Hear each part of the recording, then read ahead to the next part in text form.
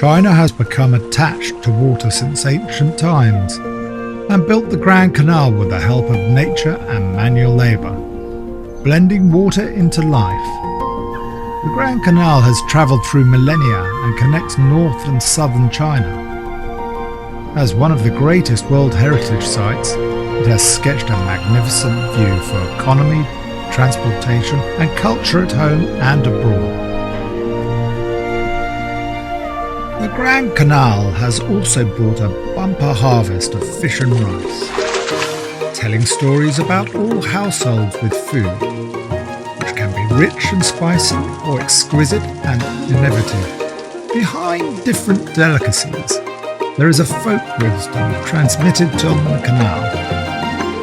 But what remains the same is the care of the family. Delicacies everywhere are connected because of the canal and convey the affection of families. Our story happens to be about the canal delicacies and home.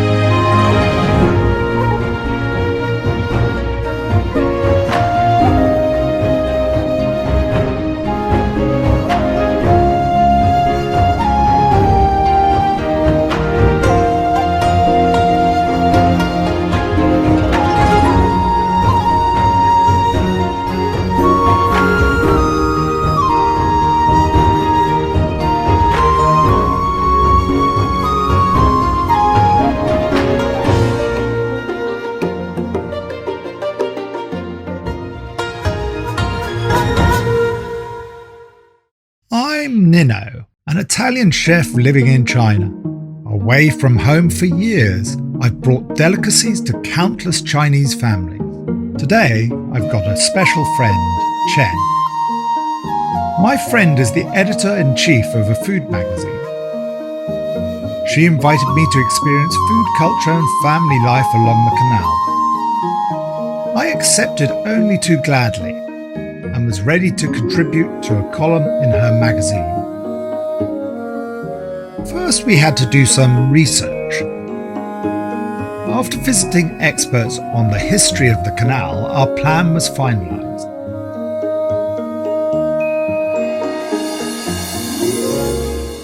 The canal starts from Beijing, passes many provinces and ends in Hangzhou. We'll visit her relatives and explore delicacies from north to south. Her uncle, a chef in Zhejiang, is well versed in the grace and dignity of Shandong cuisine. Her grandparents, who live in Hawaiian, entertain their guests with simple noodles. Her parents specialise in Hawaiian Cuisine in Hangzhou, integrating the spirit of the canal into their dishes. Her cousin, food blogger in Hangzhou, has a new approach to presenting delicacies. They are all attached to fine food, and the canal connects stories of an extended family. Our first stop is in the north. The northern part of the canal, which starts in Beijing, has a long and proud history. It has given rise to a rich and dignified food culture, the quintessence of which is found in Zhejiang. The small town was born because of the canal.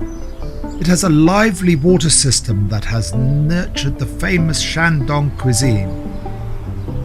Chen's uncle happens to be past master at Shandong Cuisine. We meet our uncle in the morning and take our time to have breakfast by a tributary of the canal. Scallion wrapped in pancake and stuffed pancake are local specialities. Their basic ingredient, the pancake, is a characteristic product of the canal, representing water transport of food grains. The world's wrapped up in a thin pancake is a simple yet wonderful one. Cooked in different ways, it can be either stuffed pancake or scallion wrapped in pancake. An ordinary pancake becomes inclusive because of the canal. How is the canal related to the local delicacies? Chen's uncle goes back to work and we continue our tour of the ancient city. It is said that the Qianlong Emperor stayed here for a while during his journey to the south and that he praised Zhejiang. then only a village, as the best village in his empire. But instead of being superior, the city is alive with the bustle of common people. It boasts a rich folk culture, with drummers, stilt walkers, and suona horn players, to name a few. We've also experienced the fun of folk culture.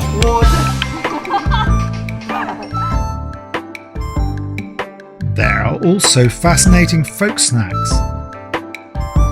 Stone pancake is a famous delicacy on the canal. With special physical properties, stones by the canal can help to control the heat, which puffs up and shapes the dough. The canal has thus become a medium for baking. The place is imbued with a thick flavour of Han culture. Chen put on a traditional Han Chinese clothing.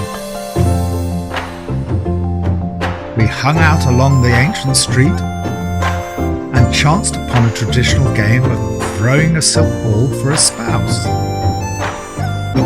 I was lucky enough to catch the ball and mounted the gate tower. Dusk fell before we knew it. The glowing sunset indicates a feast.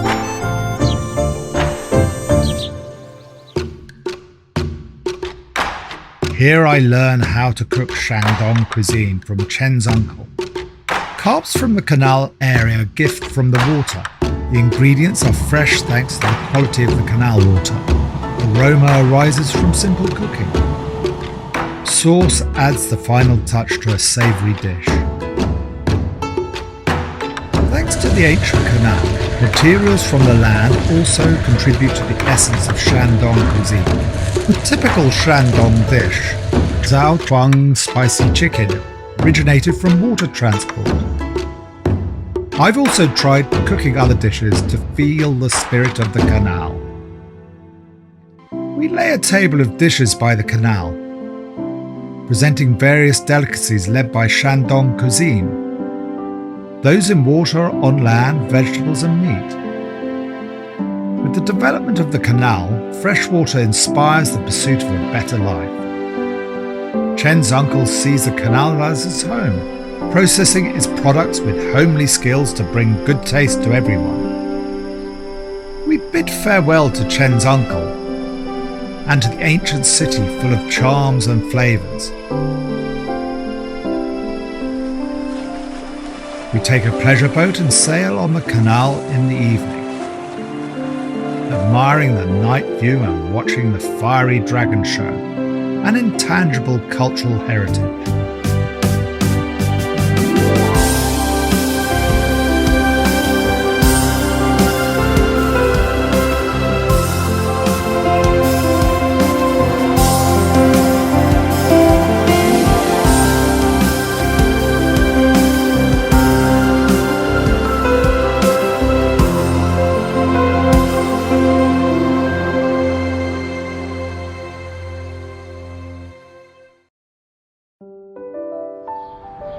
After enjoying the fine food of the northern part of the canal, we came to Hawaiian.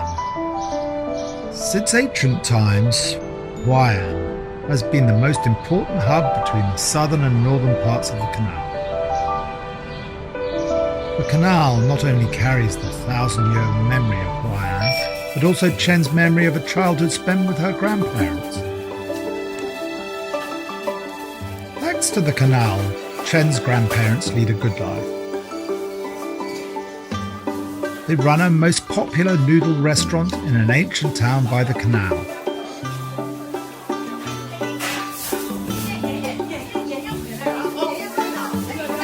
Chen says that her grandma's simple noodles with toppings are better than anything.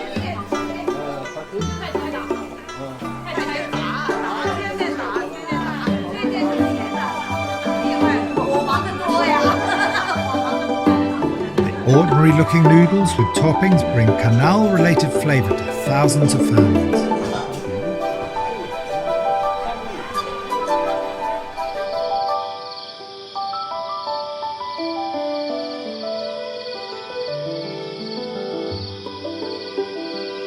Looking at the toys and picture books of her childhood, Chen offers to take me to her hometown in search of her childhood memories.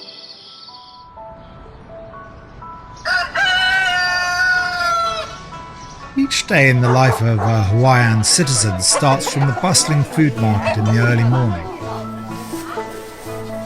Winding your way through streams of people feels like a trip on a canal on land. Through transactions of fresh food ingredients, local people continuously interact with each other. The canal carries daily vegetables and fruits to thousands of dinner tables.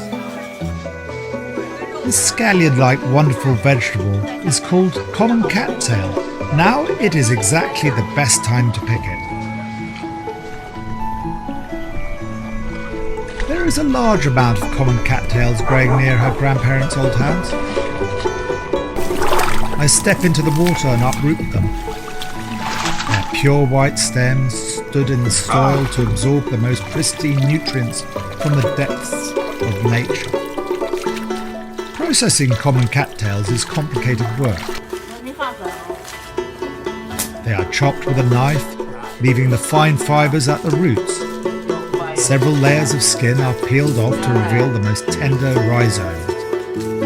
Fortunately, the simplest cooking can bring out their wonderful essence. Chen also took me to one of the fishing trips she used to have with her grandfather. In a small boat on the sparkling canal in the sun, we harvest fresh fishes just by casting a silver net. In ancient times, Hawaiian was a water hub connecting China's north and south. Water transport has also nurtured the prosperity of towns, generating a world-famous food culture along the canal. The stuffing of Wenlo dumplings is all made of meat and gravy.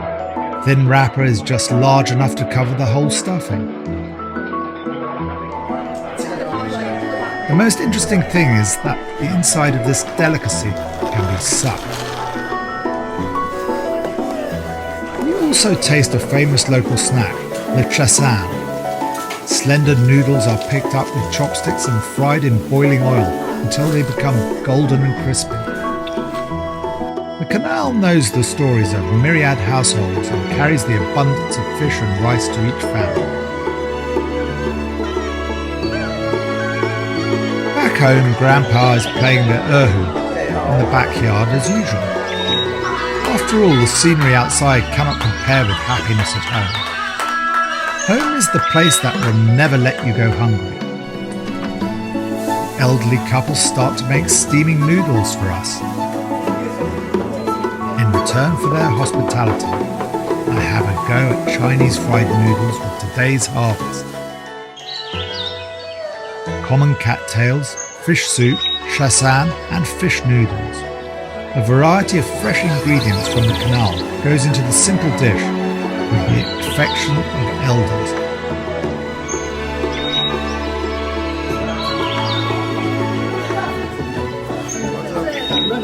During the dinner, I asked Chen's grandparents why they don't move to a big city, but stay at the ancient town by the canal.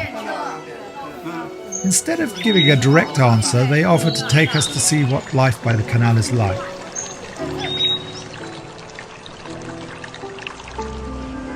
In the light of the setting sun, we ride a brand new tram along the canal.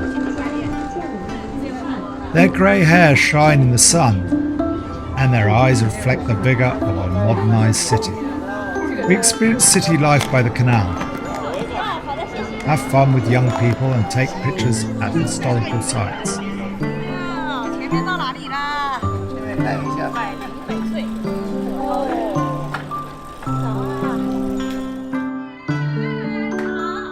Elderly couples sing like young people celebrating a new world on a gorgeous night.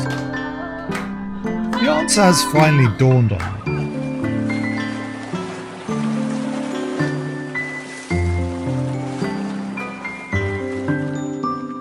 The city was born and became prosperous thanks to the canal, blending ancient charm and modern vitality.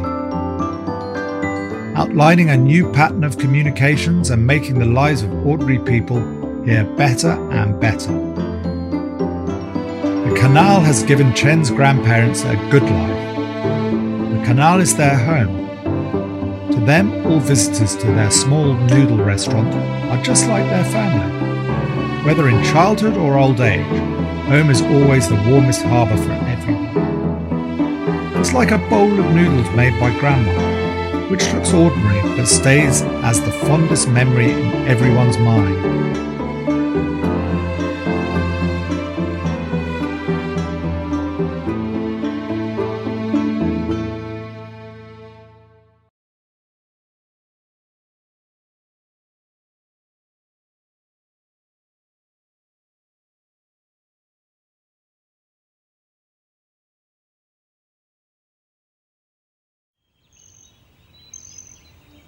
As an old Chinese poetic line goes, in the hazy hues of spring, he journeyed south to Hangzhou. This city, with a worldwide reputation for its canals, is now revealed to me through the morning mist. We meet Chen's parents by the ancient canal. Each of them operates a special business in Hangzhou. Chen's father has a Hawaiian Cuisine restaurant, bringing taste and elegance to home dishes. Her mother runs a century-old perfume powder shop, filling the streets with classic fragrance and beauty. The canal not only nurtures the economy and the culture of Hangzhou, but also nourishes the daily life of her citizens. A typical day in Hangzhou begins at a morning tea house by the canal. A variety of fine pastries are the main courses of morning tea, with numerous amazing patterns in the shapes of fillings and doughs. These stuffed buns may seem unremarkable, but hold wonders inside. After breakfast, we drink tea and chat by the canal. I'm curious about the unique flavour of the businesses of Chen's parents, about the exquisite taste that goes into everything, even the morning tea. Her father advised me to find out the answer along the canal. Along the canal, we begin to experience the rich daily life of Hangzhou people, in streets filled with cheerful chatting and laughing. First, we come to the Temple of Great Brightness. In the sound of ringing bells, we pray for the happiness of our families. We ride a gaily painted pleasure boat across the slender West Lake, which forms part of the canal's water systems, and follows the currents to the beautiful Gaoyuan Garden. Here the canal flows into what used to be private homes, symbolising the wealth and elegance of their owners. We come to an old street called Dongguanji and come across a typical Hangzhou dish, a salted goose, which is marinated with a special salt and infused in boiling water. Since ancient times, the canal has fostered a thriving salt industry in Hangzhou, inspiring the wisdom of food preserving.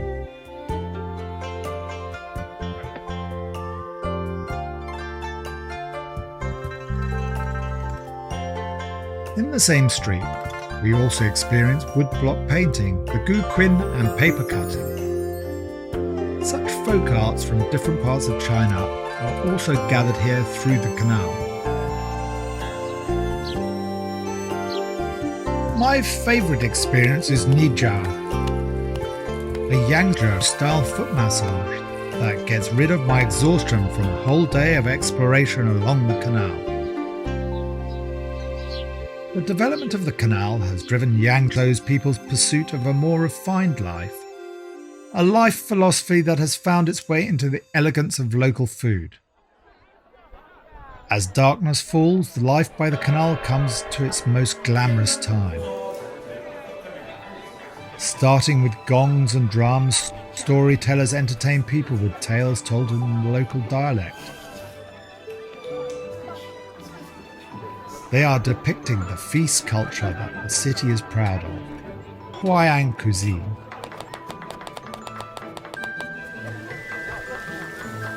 They really know how to reshape food ingredients with knife skills, carving delicate tofu into blooming flour, or mincing meat into pellets that blend the fatty and the lean, and creating an ultimate flavour with a precise manipulation of heat. In Hawaiian cuisine, the reshaping of food ingredients into a fine art is just like the blending of elements into the local culture by the Grand Canal.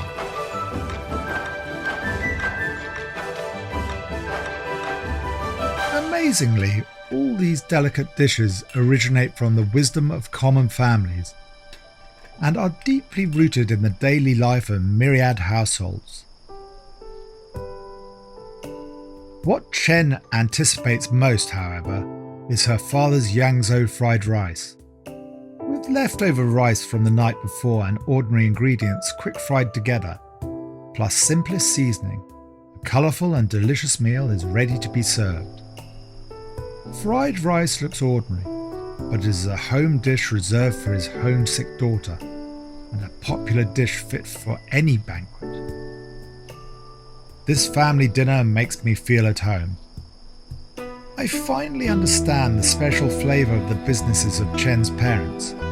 It symbolises love for their own family and respect for the tradition of thousands of others. The intricate dishes symbolise many years of nostalgia, expressed in the warm taste of reunion, in the myriad lights from every home in Yangzhou. Chen's family blend homely flavour into innovation of Hawaiian cuisine. Canal City, which has been made more wonderful by all its common families, takes the spirit of the canal to every part of China.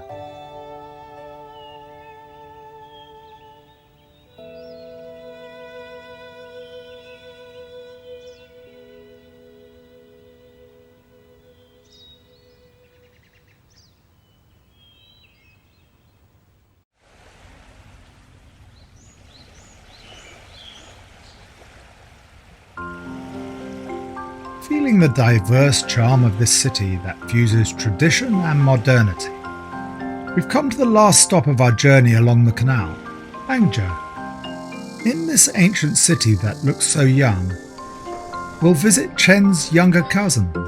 He's a food blogger, integrating fine food and culture with new media.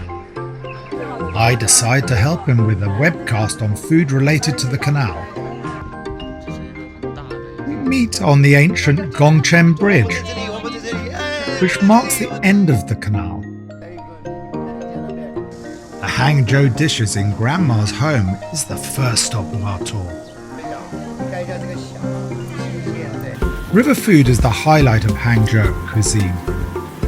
The crystal clear shrimps coupled with the fragrance of Westlake Longjing tea burst forth a unique charm in the mixtures of ingredients. Canal-nourished food merges with sauces. The fish meat is rich and soft. Sliced boiled chicken and tea-scented chicken represent a mixture of southern and northern cooking techniques, bringing out the taste of chicken to the extreme. Not to mention the classic Hangzhou dish, braised duck with soy sauce. We tell our viewers that all these delicacies mingle creativity with tradition. After the meal, we come to the Handicraft Museum. The canal has not only brought a blended flavour to Hangzhou, but also given handicraft a new lease of life. You can try your hand at drawing the canal on an oiled paper umbrella, or take a shot at forging handmade scissors under the instruction of a master. Then we come to Xiaohe Street. This neighbourhood, renovated during the improvement of the canal, is secretly blessed with an easy way of life, like a hidden treasure. As we have afternoon tea by the canal, we find that delicacies nearby can also be classy and refreshing.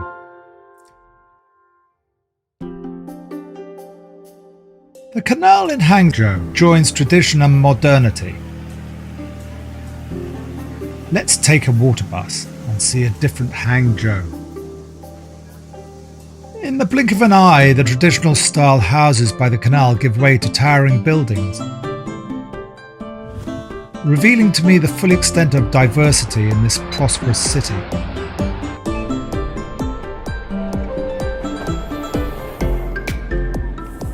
The canal has brought vitality and inclusiveness to the city, as well as delicacies from all parts of China.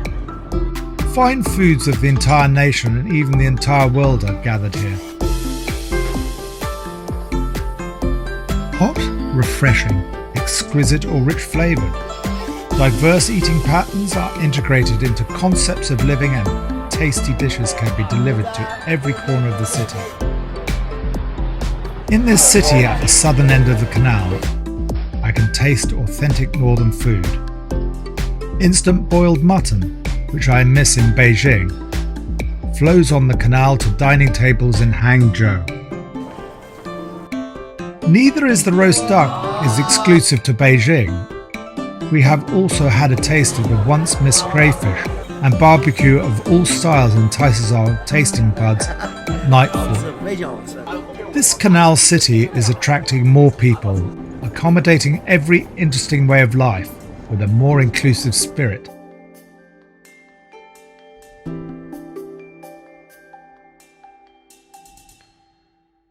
The Canal of Hangzhou connects the water systems of the entire city. Amid the lights of myriad homes, colourful scenes of life are acted out on the stage of the busy city. The canal is connecting China and the rest of the world. As we take photos in front of all these splendours, laughing merrily, we receive a call from Chen's mum. She invited us and the whole family for a gathering in Yangzhou on the mid-autumn day. I know that the journey on the canal is coming to an end, and that it's time to go home. On the mid-autumn day, we take a high-speed train back to the home of Chen's parents in Yangzhou. They greet us with usual hospitality. Chen's uncle has bought her favourite spicy chicken and big carp from Taijuao. Her grandparents are also arriving with simple delicacy from Hawaiian. The whole family are going to bring their talents into full play for the gathering tonight.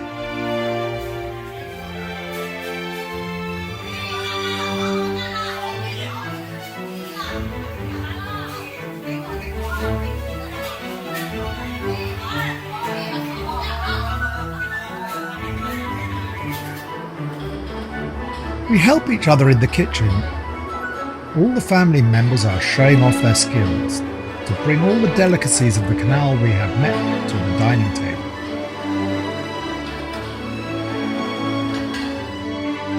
Common cattails, carps, chassan, pancake, fried rice and moo cakes are all present. This family feast brings together fine foods from both the south and the north. Just like a concentration and integration of all flavours along the canal, symbolising the care and nostalgia of families in the tender night. Family members separated for years are toasting each other and tasting homely flavours.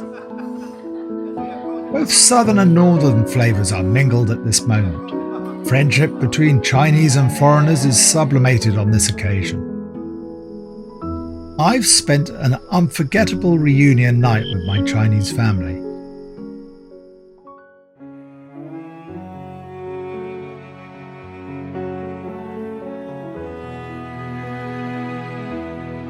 In my journey on the canal from north to south, I relish the taste of diverse cuisines and the flavour of daily life. The canal integrates happy encounters about food into everyone's life.